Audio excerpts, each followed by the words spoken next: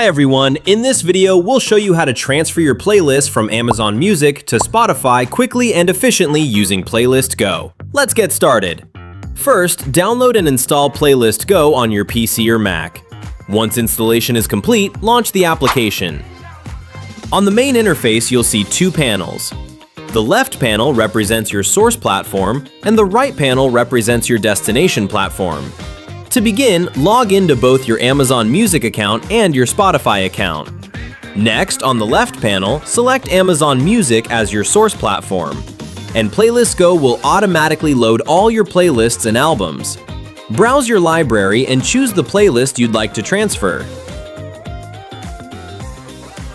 Then, on the right panel, select Spotify as your destination platform. After confirming your selection, click Start Transfer. Playlist Go will begin matching the tracks from your Amazon Music playlist with Spotify's catalog.